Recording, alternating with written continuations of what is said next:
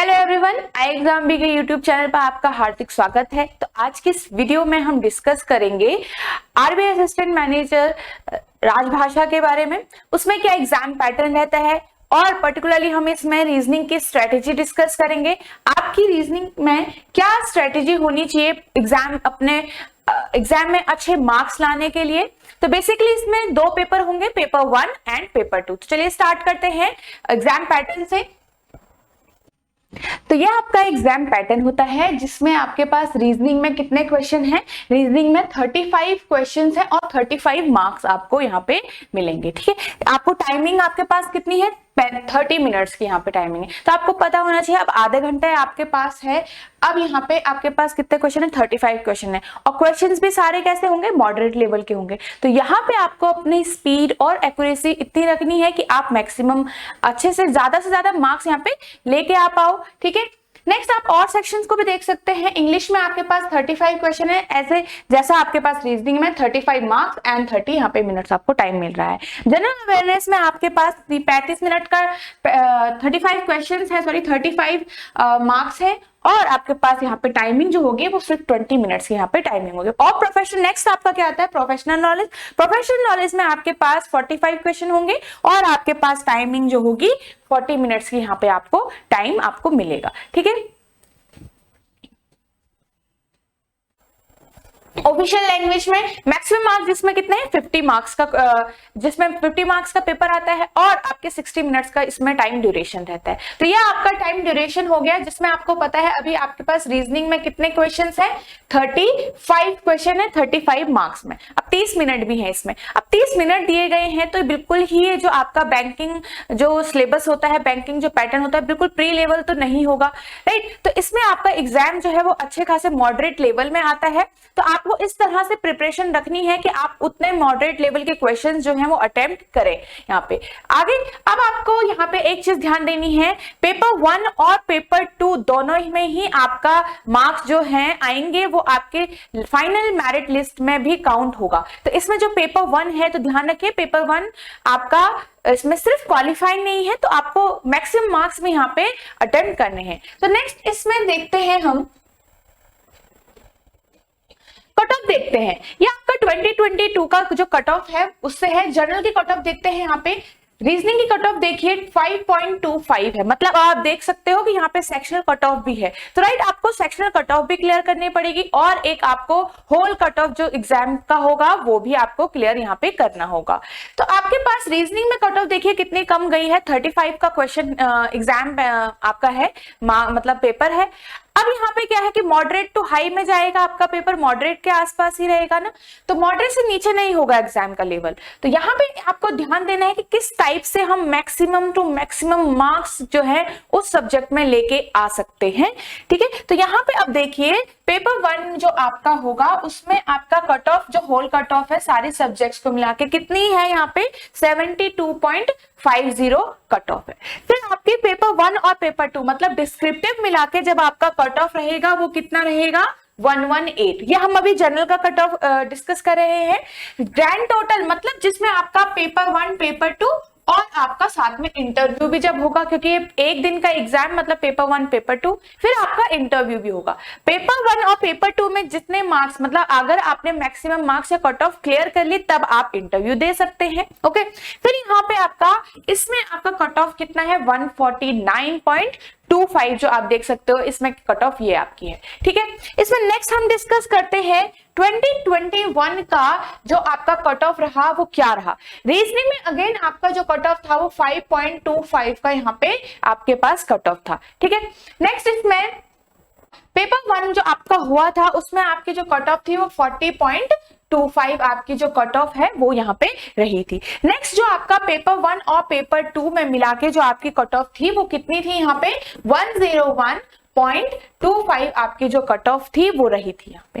Next इसमें आपका जो इंटरव्यू है, मतलब ये सारा जो फाइनल लिस्ट है उसमें जो कट ऑफ थी वो कितनी थी, 140.75 आपकी ये कट ऑफ यहाँ पे रही थी। तो ये हमारा हो गया कट ऑफ 2022 और 2021 हमने दोनों ही यहाँ पे डिस्कस कर लिया। नेक्स्ट इसमें देखते हैं आपका रीजनिंग में सिलेबस में टॉपिक आपके क्या क्या आप कवर कर सकते हो। जैसे कि आपको पता है पजल और सिटिंग अरेंजमेंट हमारे एग्जाम का सबसे ज्यादा वेटेज ये रखते हैं, ठीक है।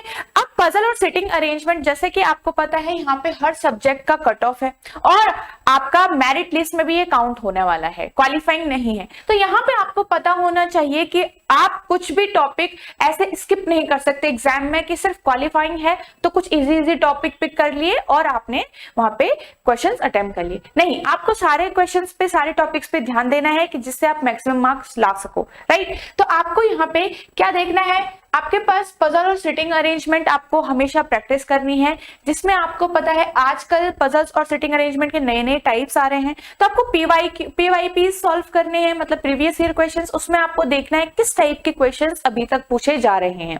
जैसे आपने देखा होगा अभी जो फ्लैट पजल्स में आपके फ्लोर प्लस फ्लैट टाइप के क्वेश्चंस आते हैं, राइट। आपको 2 से 3 वेरिएबल के क्वेश्चंस आते हैं,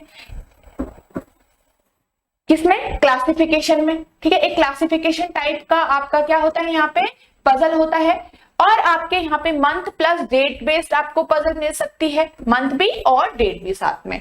फिर आपका एक आता है कौन सा वाला, जिसमें आपको शेड्यूलिंग पजल आता है, जिसमें टाइम स्लॉट के हिसाब से, ठीक है, इसको हम टाइम स्लॉट भी बोलते हैं, ठीक है। तो इस टाइप के आपके पजल क्या होते हैं एग्जाम में आ सकते हैं, तो आपको इन सब टॉपिक के अच्छे से प्रैक्टिस होनी चाहिए यहाँ पे। नेक्स्ट आता है आपका सिलॉक्स में आपके क्या क्या टॉपिक आते हैं। जैसे आपने देखा होगा पैरेलल रोज आती हैं आपकी, ठीक है। यहाँ पे पैरेलल रोज मतलब 2 से 3 आपकी रोज आ सकती हैं। नेक्स्ट आपका आ सकता है स्क्वायर अरेंजमेंट, रेक्टेंगल, ट्राइंगल, ऐसे करके आपको सारी अरेंजमेंट जो है वो यहाँ पे ध्यान होनी चाहिए, ठीक है।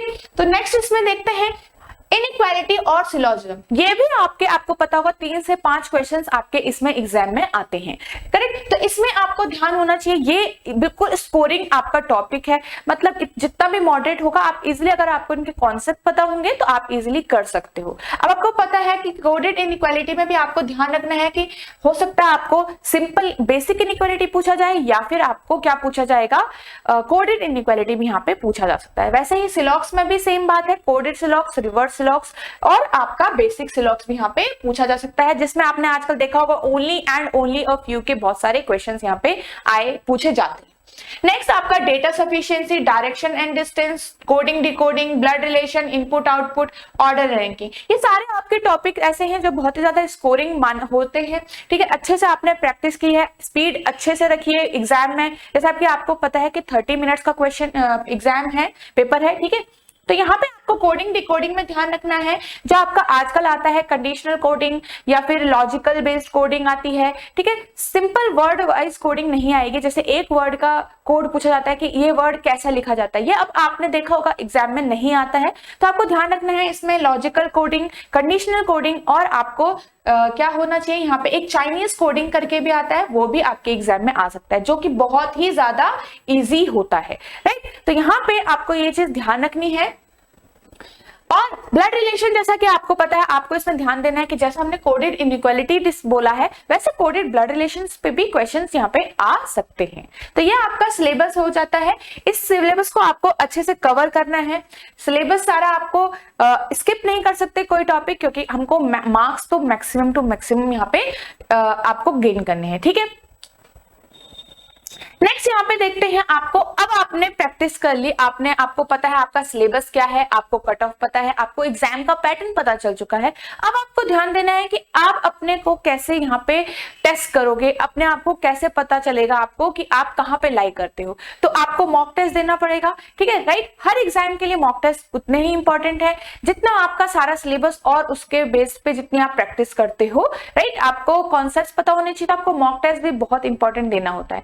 तो अगर आप आप यहाँ पे टाइप करते हो मॉक टेस्ट फॉर राजभाषा आरबीआई ग्रेड ए, तो आपको आई एग्जाम भी इस तरह से आपको यहाँ पे खुल के निकलता है यहाँ पे गूगल पे, तो आप देख सकते हो यहाँ पे आपको फ्री मॉक टेस्ट इस तरह से आप अटेम्प्ट कर सकते हो। यहाँ पे ये आपको मॉक टेस्ट प्रोवाइड होते हैं, वहां उस लिंक से आपको डायरेक्ट ये खुल के निकलेगा जिसमें आप अटेम्प्ट कर सकते हो, फिर आप देख सकते हो कि आप कहाँ पे स्टैंड करते हो, राइट। तो आप यहाँ पे देखोगे अब आपने क्या करना है, एग्जाम आपने दिया, ठीक है, आपने क्वेश्चन अटेम्प्ट मतलब क्वेश्चंस अटेम्प्ट किए, आपके जितने भी मार्क्स है, अब आपने जितने भी क्वेश्चंस आपके रह गए हैं या फिर अटेम्प्ट नहीं किए तो उनको एनालाइज करिए, वो आपने क्यों नहीं किया, उसके बीच में क्या कॉन्सेप्ट था, राइट।